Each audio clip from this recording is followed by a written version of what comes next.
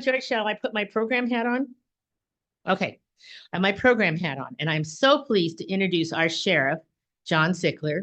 And I asked John to send me over his bios, and he says, and I love this because he's just to the point, take care of business now. He says, he, nobody's interested in his bio. He says bios are kind of self-serving. So please join me in giving a warm Rotary welcome to our sheriff, our Jackson County Sheriff. Oh,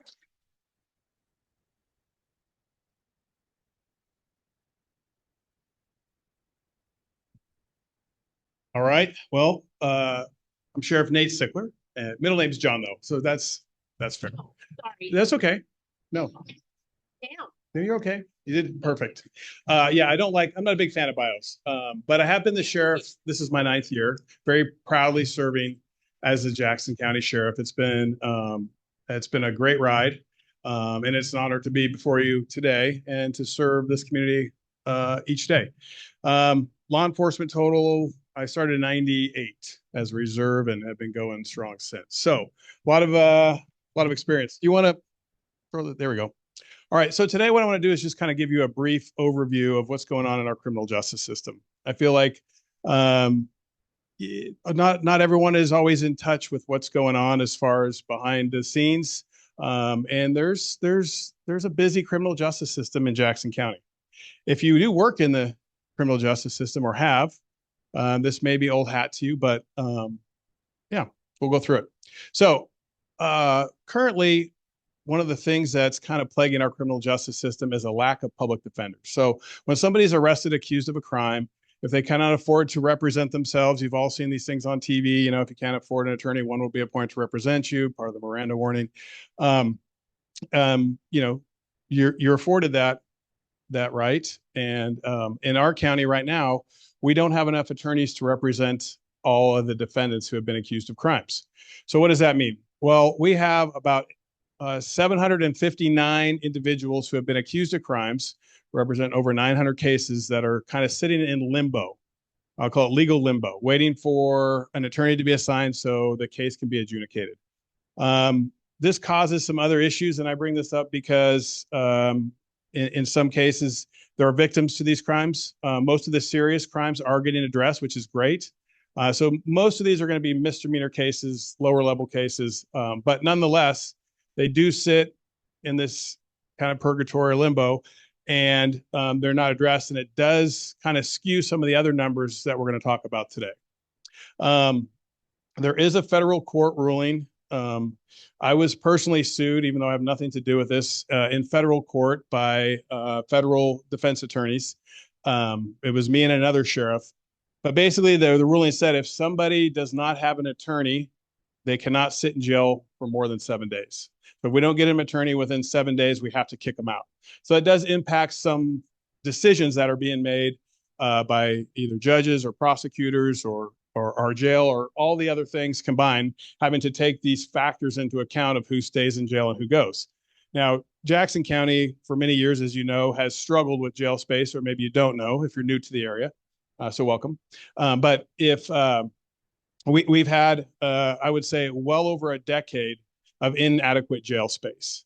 And as I go through this presentation today, maybe keep some of that in mind because these things compound over time. These problems compound. And so this isn't about a new jail, this presentation, but it does certainly impact some of the numbers that you're going to see. Senate Bill 48. So this one is not well known, I think, by individuals who don't work inside of the criminal justice system. But basically, Oregon's attempt, or Oregon's, well, I would say it's bail reform. So it traditionally, years ago, when I was working the street, if we put somebody in jail for a DUI, you know, their bail was $4,000. If they had $400, they could get out of jail. And in an attempt to, I guess, be more equitable, meaning if somebody had a lot of money, they could afford to just get out of jail every time they committed an offense. If somebody didn't have money, they could not. So Senate Bill 48 tried to address some of those issues. But what it does do is it prohibits us from keeping people in jail for many offenses. I think there's about 4 pages of crimes that we cannot hold somebody in jail. So you call the police, somebody's in your yard trespassing, they've threatened you in some way, yelled at you, did whatever, alarmed you, you called 911. The police show up, pick them up, put them in jail for trespassing. They cannot be held in jail. That's the only charge. Now, there's some overriding circumstances. I won't get into all that. We don't have the time. But, maybe if they're intoxicated, suicidal, homicidal, obviously we'd hold them. But 90% of the time, 95, they're just going to be booked and released. And that's the rules now. So that's impacted how we do our jail operations, court operations, and everything else. Y'all are familiar with Measure 110, drug legalization. If you were from Georgia. So you probably don't have a period of time in Georgia where hard drugs were decriminalized, right? Well, we did that in Oregon for a few years. And then after a lot of backlash, a lot of, I think, negative impacts, the Oregon legislature introduced House Bill 4002, basically recriminalizing small amounts of drugs again, using a different classification, though. It's called a drug enforcement misdemeanor now. And that went into effect September 1st of 2024 is when we could start making arrests again for small amounts. So for instance, someone had a methamphetamine pipe or a rig or something they were using to smoke fentanyl, whatever. Prior, individuals couldn't be arrested. They could seize their stuff and give them a ticket, but that was wildly ineffective. But after September 1st, that went into effect. So Jackson County has had a pretty significant problem with drug abuse, individuals who are suffering from addiction. And since September 1st, we have one of the highest arrest rates in the state. There's been, I think, over 1,200 individuals or 1,200 charges filed for drug enforcement misdemeanor alone. So that's pretty active. So the officers, especially the Medford Livability Team, are going out and really trying to use this tool to direct people into the criminal justice system or treatment where they can receive some help. Deflection program that was introduced as part of the same bill. And a deflection program is basically where an individual can be offered treatment in lieu of custody or arrest. So they can decide, I'll go to the ARC or On Track is who we work with. The officer makes the referral.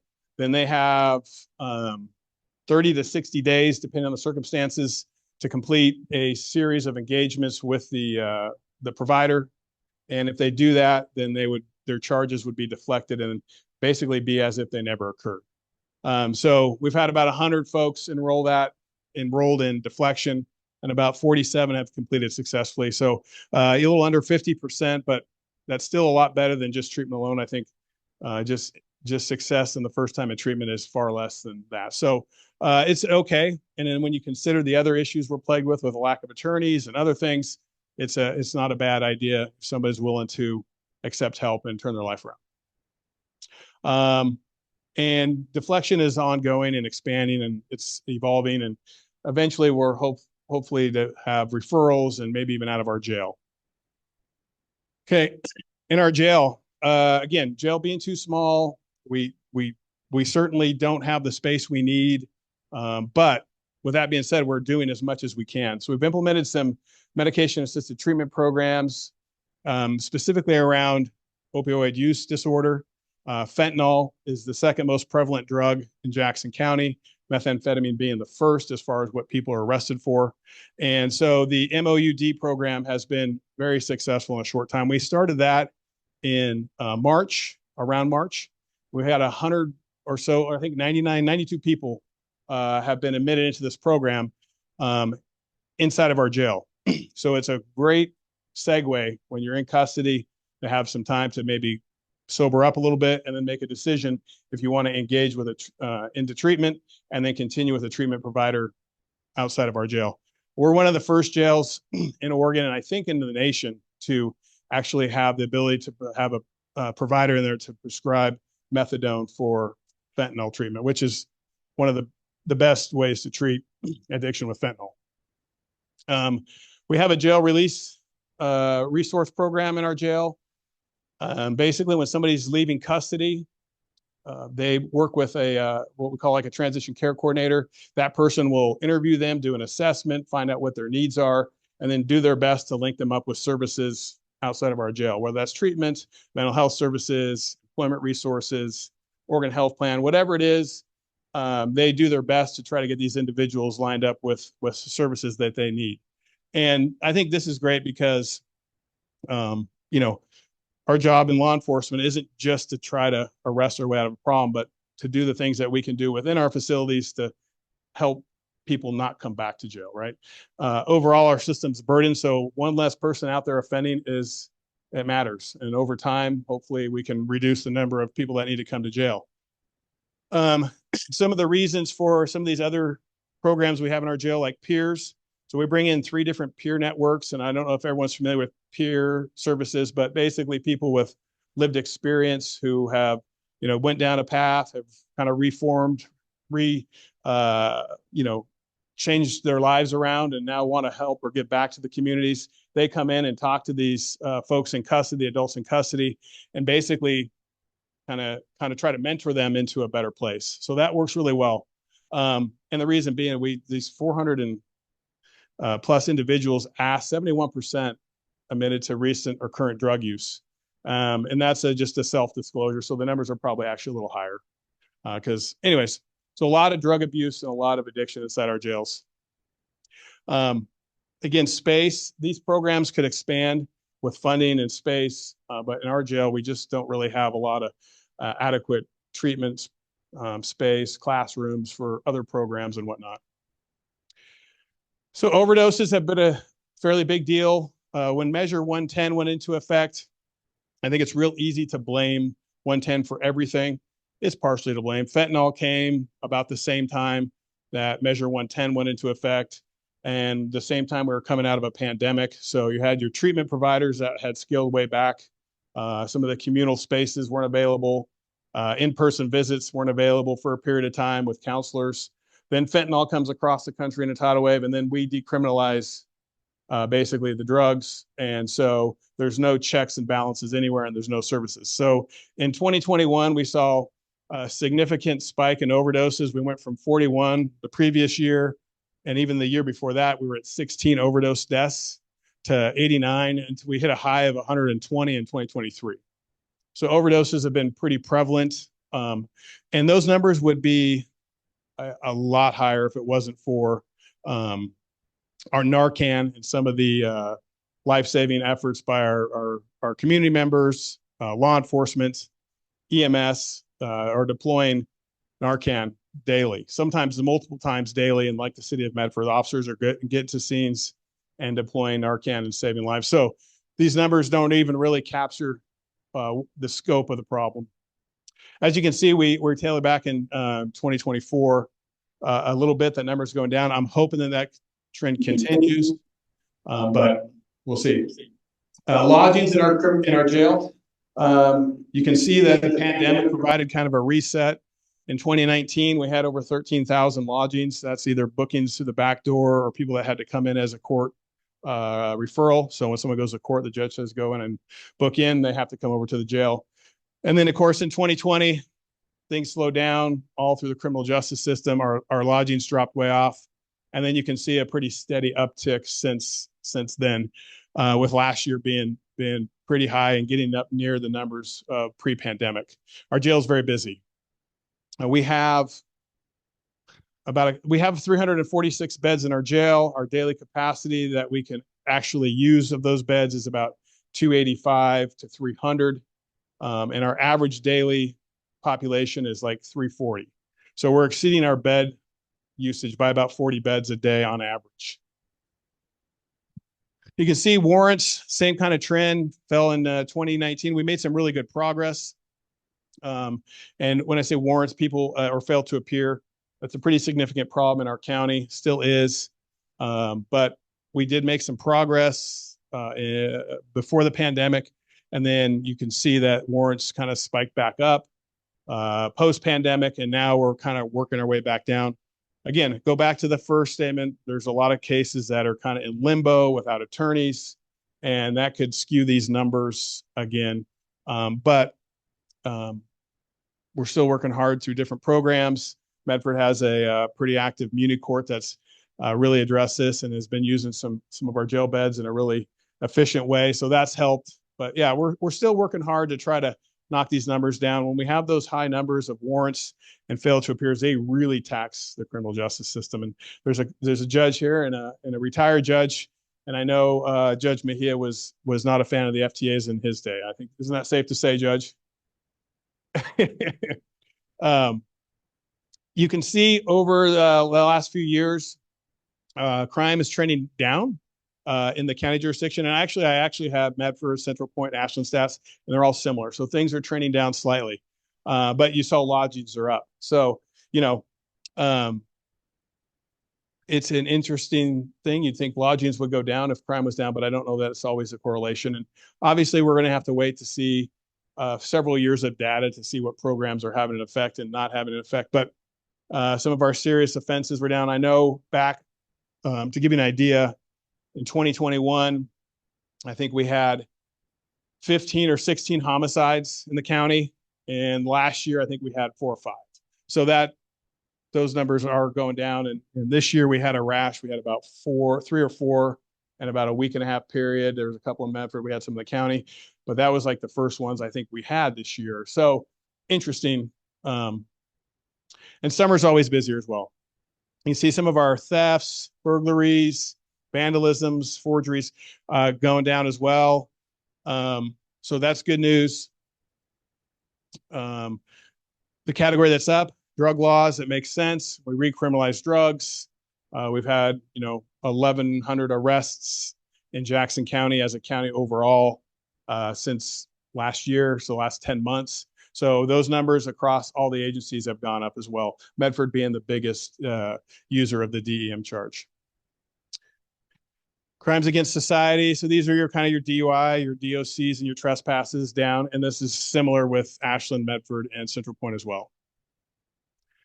So this is another thing to look at, cases, filed cases. So when I first became the sheriff, I had to learn really quickly, like people got upset when we released people from jail and they go out and reoffend. There was news stories about it. And so I started looking at well, why is this happening? Why are we releasing people? And I had to learn the whole system. And so we did a lot of messaging, a lot of campaigning. As you know, in 2020, we went to go for a new jail where it was unsuccessful. But it gave me the opportunity to explain our criminal justice system to a lot of folks that I didn't really necessarily have the mechanism to do so prior. And so they stopped getting mad at me because they knew our jail was full. But then they started blaming the judges or the DA for letting people out. And it's like, well, no, that's not their fault either, most of the time, right? It's just the system.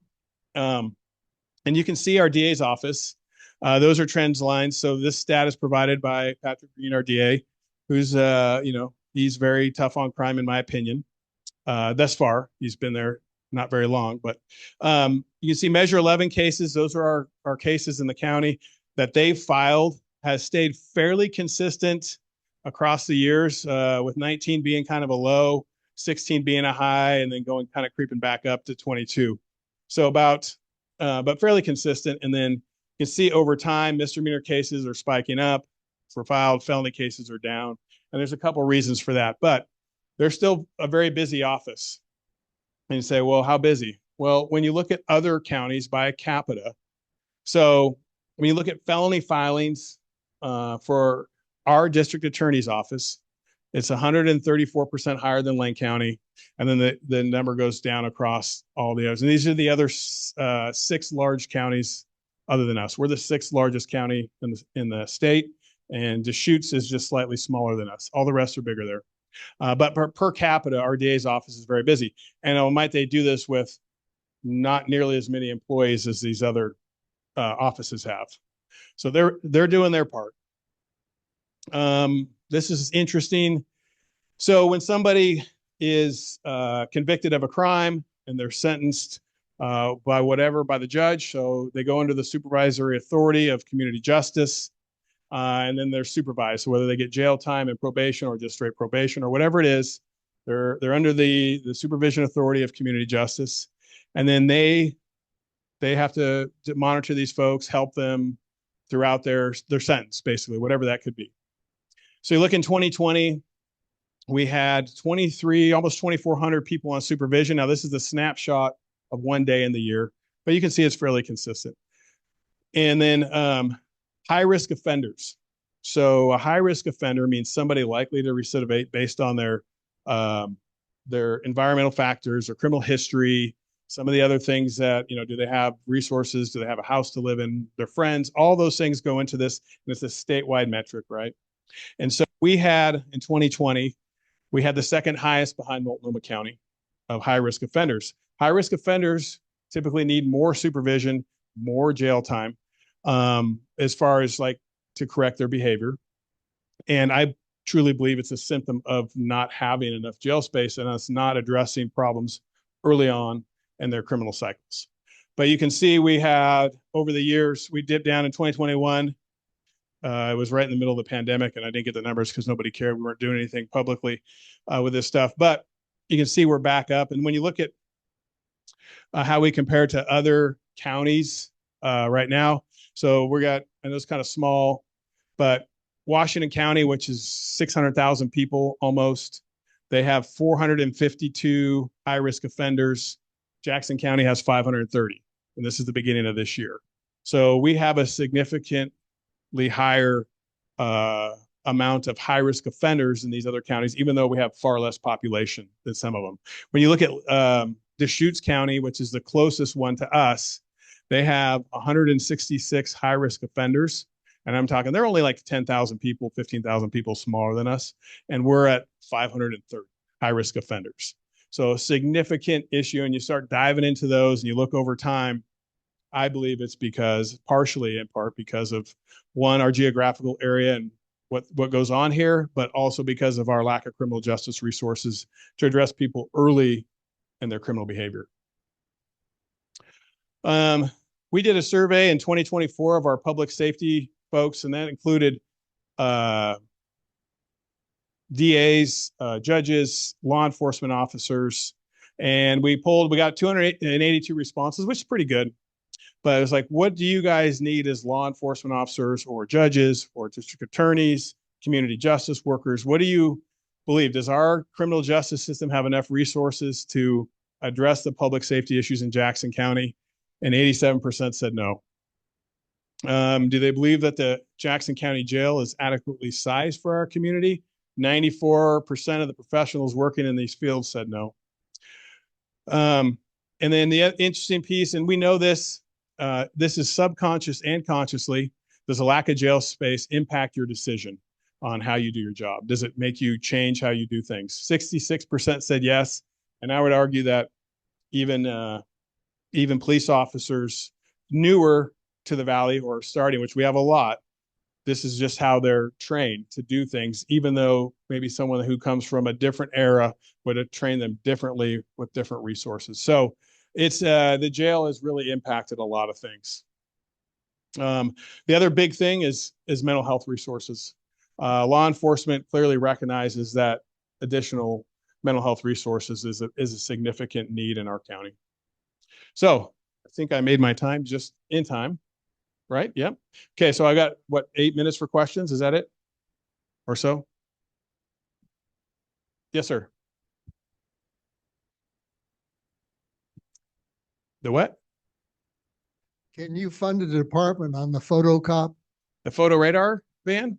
We don't use that. We're not allowed. It's just the city of Medford. Yeah. Yes, sir.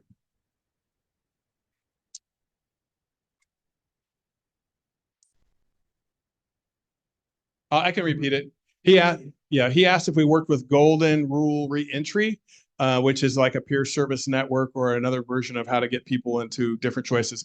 I know our jail was talking with him, and I don't know where we're at in that process, but I've met with her, and they do offer some cool programs. Yes.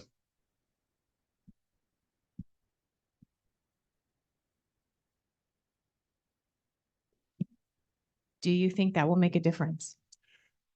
Yeah, I mean, so there's plenty of people I think that want treatment in our community that don't have access to treatment when they might be ready, right? So there is a thing, but I think where people get oftentimes confused or mix two worlds is I could be someone suffering from an addiction and not necessarily need to be involved in the criminal justice system, and I may want to go get treatment and want to walk into a treatment facility and and say, I'm ready. And if they don't have room, that could be a detriment to my recovery, right? And then eventually maybe that would turn, I could further slip down the hill and become then involved with the criminal justice system. But law enforcement, when we take somebody and put them in jail or refer them to treatment through the criminal justice system, that's a different thing, I think, than what the ARC may provide. So not saying it does. I think Oregon is woefully short in treatment. I think we're like 50 out of 50 states with regards to access to treatment. So definitely it's going to help. I mean, there's so many factors to the criminal justice system, but we don't arrest people for being addicted. We arrest people who commit crimes. Now, their addiction may drive some of those behaviors, but we don't arrest them just merely for being addicted.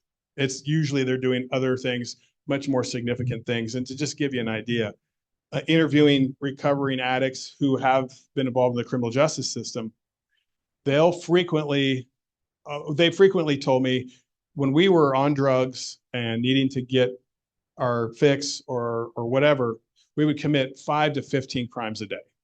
And so, there's plenty of people in our communities who are addicted, say, to alcohol or other drugs who don't commit crimes as well, too, right? So